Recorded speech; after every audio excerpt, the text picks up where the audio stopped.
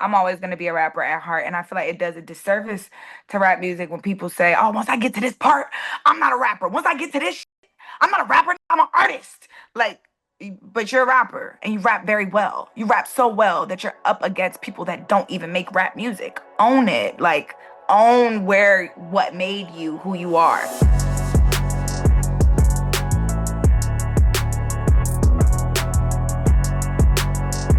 What's going on, Rico Nasty? I'm Georgette. Welcome to XXL's Talk It Up, powered by DistroKid.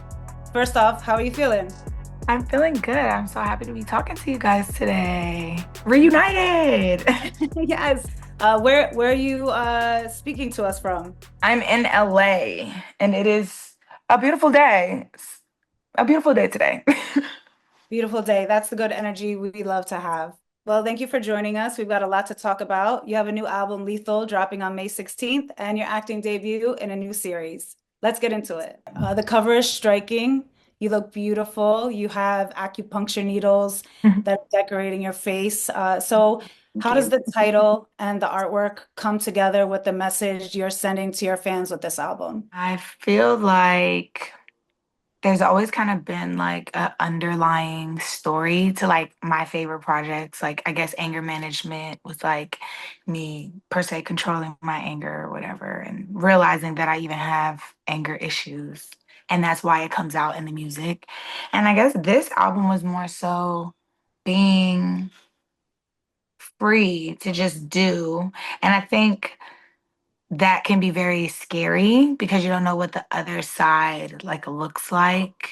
Um, and I feel like that's kind of what acupuncture was for me. The first time I ever did it was like something that was like, hell no, I don't want to do that. Like, why would I want to put my needles in my body? How is that therapeutic? And I just kind of feel like little by little, it kind of just obviously I had to get that actually done for the cover. So like I don't know, like it wound up being a very relaxing, easy experience. And I kind of just felt like that is life. And that was making this album. It was like super scary at first to like find my footing and find what I wanted to say. But then once I said it, it was very like nothing, like there was nothing to be afraid of. Who shot the cover?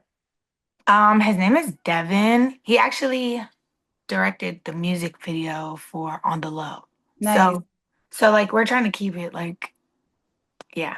But he's Mhm. really cool and he's from Texas. So yeah.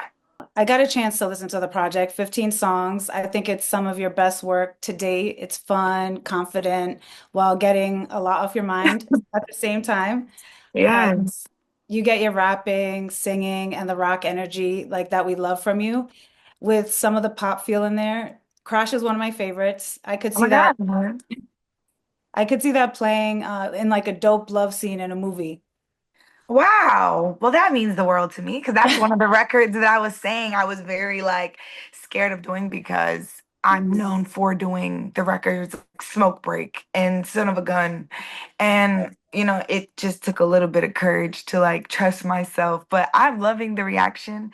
And yeah, you guys have a video for that one too coming soon. Nice. I'm actually going to New York to shoot it, but yeah, I'm so excited to shoot this music video. And it kind of like is different also because it's not a lot of performance happening. It's more so like acting and like really feeling the emotions that like the song is trying to portray. So I'm excited to share that with you guys. That's awesome. See, look, I didn't even know that that was what you were going to say. So it's always interesting, right? To have like a little bit of a reassurance. I'm sure there was probably many songs too that you were like maybe going back and forth on with the track list, which Yeah. get into one of my next questions. When you're putting together the songs that would make up the final album, what was your mission and like how you wanted this to sound? I feel like a lot of times when I do that, I end up with a bunch of songs that sound the same.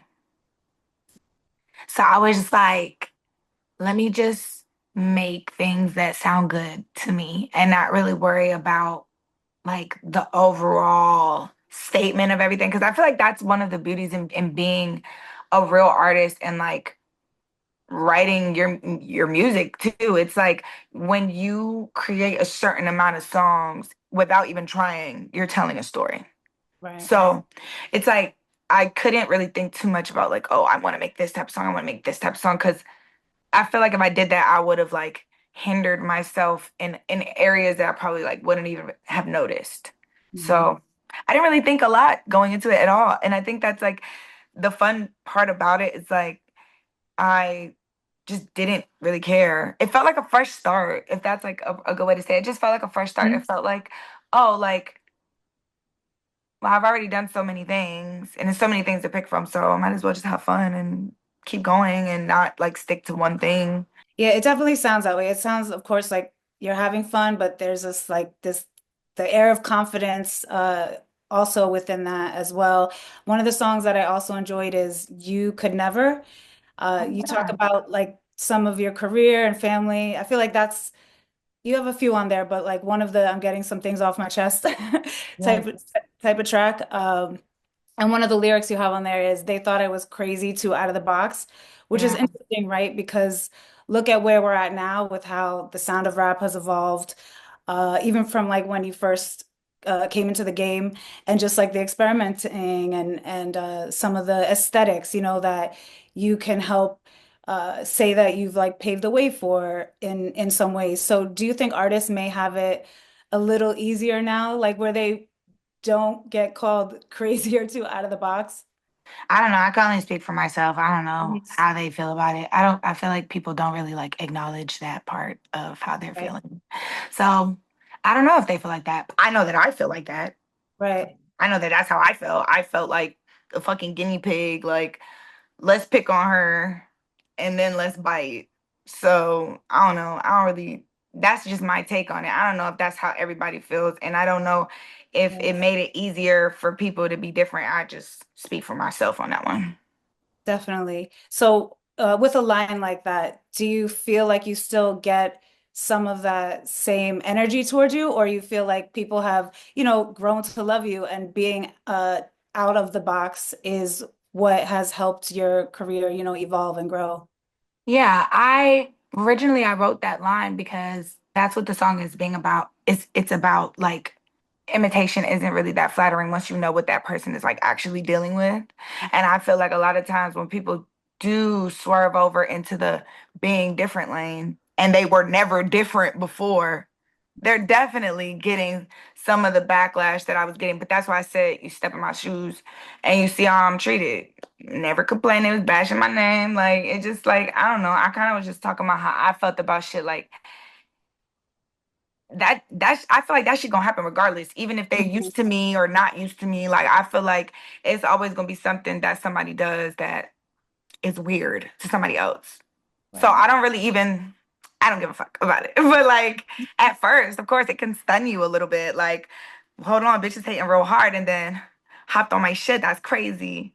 Now I'm invisible. That's crazy. But I also feel like there's like beauty in all of it. Like there's beauty in the fact that I've inspired so many people to do the shit that they really want to do and Mhm. not like just what everybody else told them was cool. So I do fuck with that part. And I'm very like happy about that. And to see how it's kind of like led into other things. Yeah.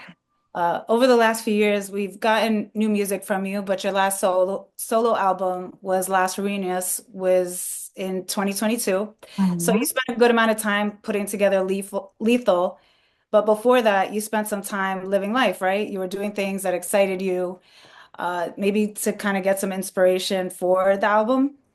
Yeah, I feel like it's crazy because people say 2022 and it's like, oh, it's 2025. But I did drop like a dance album, like mixtape type of thing. And it was more so just like to have fun with my friends because my homie was like, let's perform these records on a cruise and go on a cruise. So, I And mean, that was like, with Boys Noise, and correct? that was with Boys Noise. So it's not like I just like, oh, went off like the face of the earth. I just Right. like I spent a lot of time touring. If anybody like follow has been following me, I've literally been touring since the first 6 months of my career, which is a blessing, but also exhausting. And like, yeah, I wanted to fucking spend the money that I made. Like I wanted to relax, I wanted to chill. And I feel like there's like so much confidence in that space of like I'm moving on my time. My life is not being an artist. Like I'm gonna do what I want to do when I want to do it. And I feel like at first it was super hard to do, like telling people no, telling people I don't want to do that. But over time, once I really stepped into that boss energy, I feel like the album was made in 6 months. If like realistically, it started being made like really like last summer. It was like we were in it every day, like doing it. So I did take a bit of a break. I don't care. Well, what were some of those activities or moments you indulged in that either helped you create Lethal or inspired you, put you in a better mindset? I work out a lot. I hike. I picked up like Gundams. Like I like build these little robot things. I'm like a really good cook. I'm always like cooking for my friends. I think that's like the tourist in me. A But I tourist think that still. And I love how yes, your album is yes, dropping in tourist season. yeah, it's literally a week after my birthday. But I really feel like I just kind of stepped into like womanhood a little bit Mhm. and like realizing that like there's so many ways to like fulfill what I want without setting my goals in like unattainable heights. There's some goals that's like, girl, that's gonna take some time. You can still get it, but it's gonna take some time and that's okay. But there are other goals. It's like, I want to walk 3 miles today. I want to run 2 miles today. Like you can do that. And I think that that has helped me like more than anything else. I'll say the working out has helped me because I feel like I would like get a ball of energy and like get on the internet. I don't know if anybody can relate this. I get like a ball of energy and I'm like, I'm about to go live and just be live or be like tweeting crazy shit. And I'm like, 2 hours later, I'm like, these tweets have been deleted. And it's like, you can't find the live anywhere. I'm like, I don't know. I feel like I should have taken that energy. And that's what I've been doing. It's kind of like taking those zoomies and like doing something active that helps me feel really, really strong. I don't know if you could tell, but I'm low key getting strong as fuck. My boobs are getting big. I Like, see your bro, guns. You got the yeah, guns. it's getting like I want to be able to like crush a man's head with my thighs type shit. Like, I want to be like, Mm, okay, that's a goal. That's a goal for 2025. and abs and abs. If I could cut these fucking burgers out, bro. I love burgers though. Like, they're so good. In your new cooking era, I'm sure you make a bomb ass burger. I make burgers, I make salads, I make salmon. I honestly have learned how to cook everything. I made steak and cheese egg rolls with my friends the other day. So I'm really getting in there. Nice. One of the things that I read that you mentioned in the process of this album, because in the past, your recording process, it was like go into the studio, make like 10 songs a night, or however, Yeah. that may be an exaggeration, but a lot, right? And you No. kind of dialed it back with Ahmad Royal, correct? Yes. Yeah. Speak a little bit about that and why that process maybe like helped you refine some things and getting out of that mind state, because I think a lot of rappers relate to that, right? Yes. And honestly, I don't know if I don't know if rappers like are fans of me or listen to like my interviews or shit like that. But if you are watching this, yes, I think it's super important. Two reasons. I'm gonna keep it at two. Two reasons why it's super important. The way that we use our voice and that continuous amount of strain, probably caffeine or alcohol, being up late, improper training. None of us go to ENTs. We are just now getting our in-ear molds. Like, and that's just speaking for the younger artists, not me in particular, but like, yes, if you are doing that, touring, going on stage, screaming, screaming, screaming, your voice gets fucked up. And any singer, pop star, anybody with a career longer than 10 years will tell you there are lifestyle changes that you need to make in order to preserve yourself. And that is not a conversation I don't think that they have with rappers because rappers, they treat us like we're disposable and they know that there's always a new trend coming behind us. So they don't necessarily teach us how to take care of the instruments that we were blessed with because we're not singers. So does it matter? It does matter. If you're a rapper, you're listening to this, up and coming artist, take yourself to the ENT, especially if you've been on tour, take yourself to an ENT. You can have a polyp. If you're waking up hoarse, wondering why your throat hurts, wondering why after the show, you're talking like this. Bitch, something is wrong. You need to see a doctor. They're not gonna tell you that though, because they're making money and you got a show tomorrow.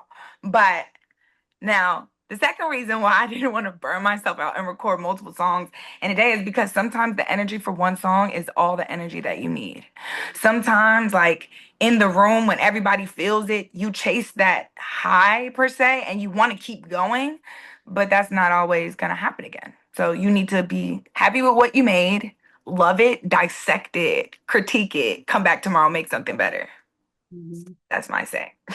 Well, I think that's great advice, especially, to keep your vocal health. And I think we hear much of that, the healthy, amazing voice that you have on this project, because you're doing, besides rapping too, you're singing, you're letting your voice shine, less auto-tune, even things like that. Yes. Hmm. Yes. And that's a hard jump to take from a person who's not professionally trained. And yeah, I really want to, yeah, get that out there to the young artists. Like, bro, you got to take care of your voice, man. Like, especially if you're touring a lot. I actually went through that, what I'm talking about. And I had to do like a vow of silence for, I think it was like 10 days. I could not talk. I had to use like a voice thing. Um, couldn't talk, couldn't smoke. Still to this day, I can't really drink caffeine. It's like so many things that I was just like unaware of. And then I get around singers and I'm like, wait, how come they don't do this? How come they do this? How come, you gotta learn those tips because singers, they're using their voice, believe it or not, just as much as rappers are. So yeah. So with the Lethal album, one of the other amazing projects that you have coming up that people can look forward to is you're making your acting debut. So you Yeah. have Apple TV Plus series called Margo's Got Money Troubles. It premieres in 2026, is that correct? Yeah, honestly, my fans are like the henchmen of release dates. I'm not seeing nothing. I don't know nothing. I'm just on set. That's it. I don't know. Leave me alone. You'll see it. It's so funny because like unlike an album, it's like this shit is like you're gonna see it. There's gonna be, I'm sure, billboards. I'm sure there's gonna be press. Like I couldn't be more honored to be on a show with Elle. And also my co-star, Lindsay, she is like the sweetest and like she honestly has made everything more like easy because like we did like what's that shit called? I'm still new to this. We did the casting together, like the auditions. So like going into the first day, she was already like my homie. We done hella rehearsals together. So whenever I'm on set, I'm always like, Lindsay, where are you? Like, but yeah, it's been really awesome. I feel very blessed. So tell us about the role that you play. So I am Elle's roommate. Also, it's a book. The author, her name is Rufy Thorpe. The name of the show is Margo's Got Money Troubles. But Rufy is so cool. I met her and she was wearing my merch. So I'm like, you're a fucking rager. Um, but it's about, this girl who gets pregnant by her professor and she turns to OnlyFans and her professor slash baby daddy is like trying to take custody of the baby because he thinks she's unfit as a mother doing OnlyFans. So it's a lot of touchy subjects, but I feel like being the roommates, we're the introduction to OnlyFans. And I'll just say that. And anything else, I feel like I just resonated so much with the book in general because I had a kid so early. And even though I don't do OnlyFans, I do make music. There was a lot of like, are you sure? Hmm. Happening. So I was like, damn, I really fuck with this. And I love how it ends. I'm not gonna tell you how it ends. You gotta read the book, but What was something like difficult you may have experienced that you overcame with diving into this acting world? something difficult. I mean, they don't treat me like an artist. If Mhm. that's, and that's not necessarily a bad thing, but that is something that I don't know if artists are aware of that. But this is like you're a rookie here. This is a new world, and people are fans of you, and they respect what you do in your world. But like, this is another world, and you learn, and you're quiet, and you're observant, and I feel like um I like that. I like that. I kind of feel like I have an actual job. Like I Mhm. have to be on set at this time. And obviously being a rapper, it's like, girl, I get to set 30 minutes late. I'm in the car smoking my blunt. Like, I don't give a fuck. No. Here, you better be at stage. You better be at that stage, girl. And I like that. Like it's kind of like an adrenaline rush of like, did I nail it? Did I nail it? And I think I need that constant. Like I'm just a very I like that type of like thrill when it comes Right. to a job. So I like that. Besides Elle Fanning, Michelle Pfeiffer and Nicole Kidman are also in the series. Have you met either of them? Um, I work with Elle pretty much every time that I'm on set, and Elle is like that's my dog too. She cool as fuck, and I didn't know Elle was from Atlanta, and she told us she was from Atlanta. I was like, love her. I absolutely love her. And I got to meet, I have a scene with, I believe, Michelle Pfeiffer, but that's not until like later on. But oh, Nick Offerman. That's who I've been on set with other than Elle. And he's really, really cool and really like down to earth. And we've had a couple of cool conversations. And he's funny as fuck. So So you're still in the process of filming this yes. currently. Yes. Okay, very awesome. Well, I'm looking forward to seeing this when it does come out. So we can possibly see it maybe next year. Well, Yeah. the one release date we do know is May 16th for your album. So your fans can definitely, look forward to that May one. 16th. Hey, Mhm. May 16th. Hey, Okay. XXL just finished launching the fan voted 10 spot for the freshman class. We'll be announcing that this summer, as you know, when you were part of the freshman class. And looking back at your experience in 2019, do you have a memorable moment from then that kind of sticks out for you? Low key, I do, and it's so funny. If it wasn't for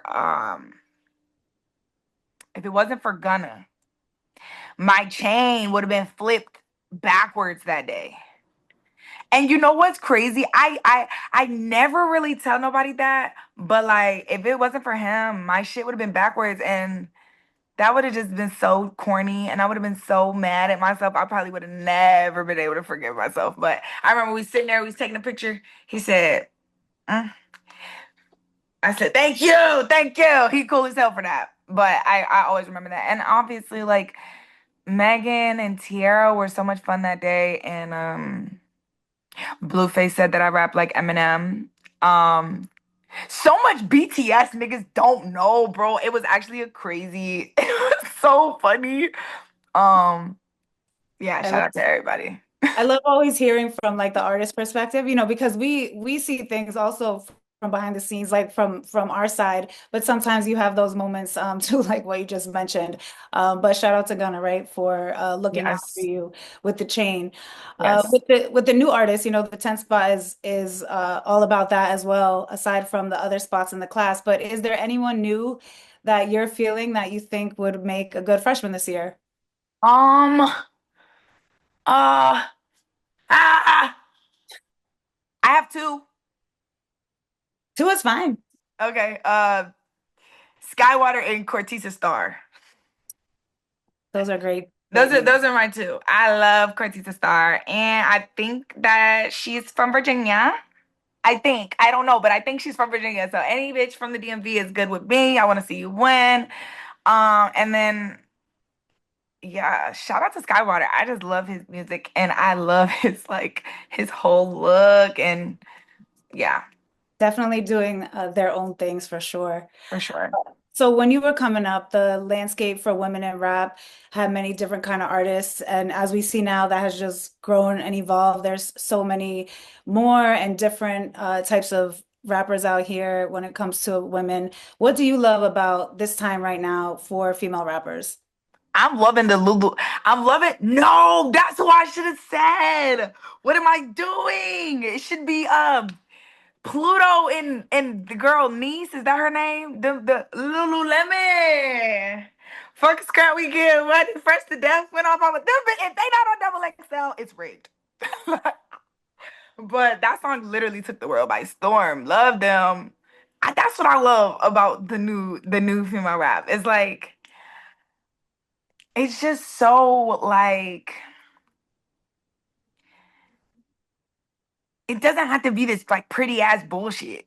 Mm. No shade to anybody that makes pretty bullshit. I'm listening to the pretty bullshit. No shade to the pretty bullshit, but I do love that we are finding our you know, Mhm. like bitch. I just love that. I think that that's fun, and I think that it's like I think it's refreshing to see women channeling really high masculine energy with feminine ass bars. Like I'm like, I love that. Love Mhm. that. Damn, it's so many people. I'm like, double XL should be great. Georgiana, like where the girls at? Like, I need the girls. I need the girls up there. Breed There, three.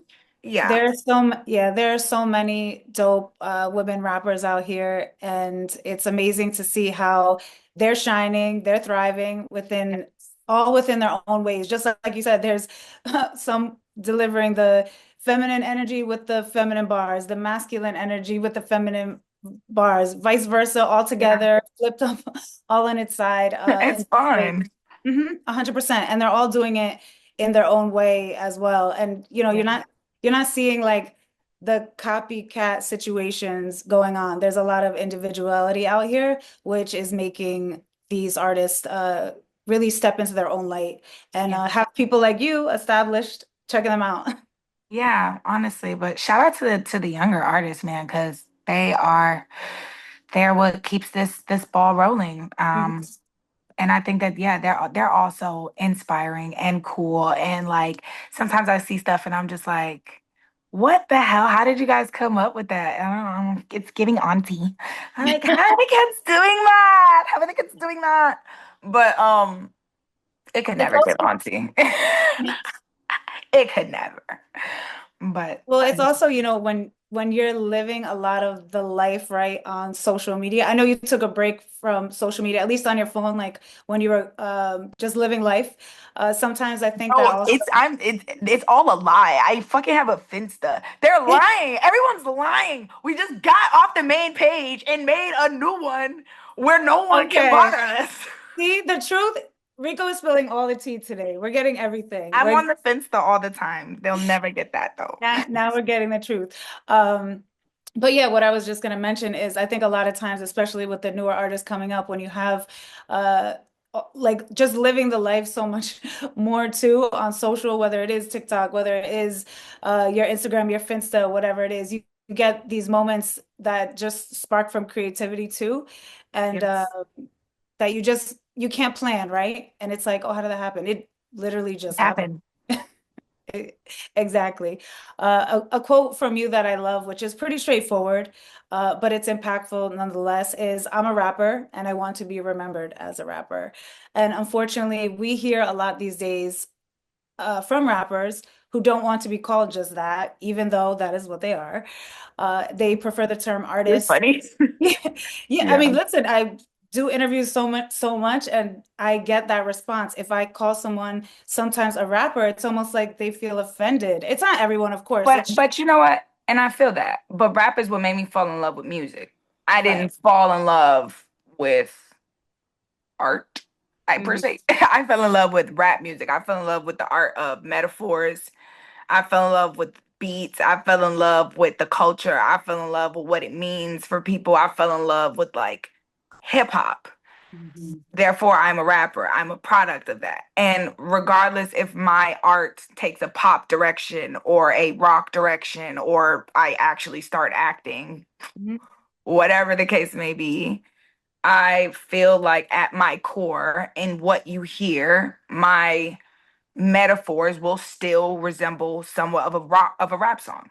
So I'm always going to be a rapper at heart, and I feel like it does a disservice to rap music when people say, "Oh, once I get to this part, I'm not a rapper. Once I get to this shit, I'm not a rapper, nigga. I'm an artist." Like, but you're a rapper, and you rap very well. You rap so well that you're up against people that don't even make rap music. Own it, like own where what made you who you are, and you can still do other things, bro. Like, yeah, and just because I call myself a rapper doesn't mean I don't have a screamo track on my album or a pop record on my album. Like, music is not meant to define you. It's just, I think certain labels are for to show people where you come from, and I come from hip hop, so And also, I feel like a lot of people might get this misconstrued because now I'm with Fueled by Ramen and they're rock.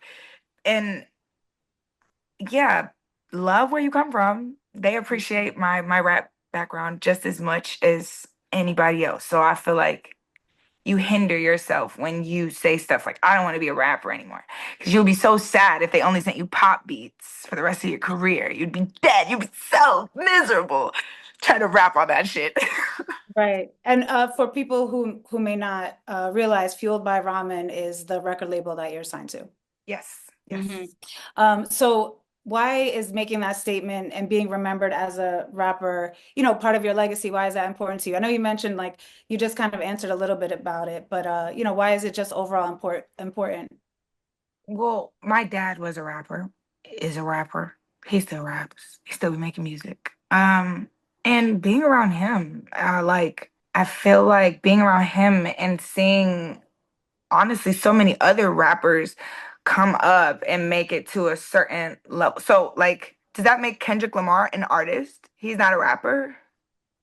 I'm just like I don't really understand that, and I like again, I feel like it's honestly a disservice to hip hop to say like again, once you hit a certain peak and you sell a certain number of albums and you are looked at as a pop artist, that now you're an artist. No, bro, you a rapper. You selling records. Be proud of that shit. Like, What are you looking forward to after the album drops? Could there be a new tour? yes, after the album drops, there will be a tour. There'll be more merch. There'll be more videos. There'll be more pop-ups. And hopefully more acting roles as well because everyone knows I'm super busy with the album. But after that, I can't wait to go on more castings and like, yeah, just figuring it all out. And I'm again super excited for tour because we always sell them out. So get your tickets while you can. I've never not sold out a tour. Amen to that. I've never I not love sold out any of my tours. So come on in, check us out. We're gonna be raging, knock a bitches over. If you like that type of stuff, pull up. We love all that type of stuff. So get your tickets, speaking it into existence now, sold out tours. Well, thank you, Rico Nasty, for speaking with XXL today. Appreciate you and taking the time. Look out for Lethal, May 16th, and Margo's Got Money Troubles, release date TBD Yes. for, for all the fans. Thank you again.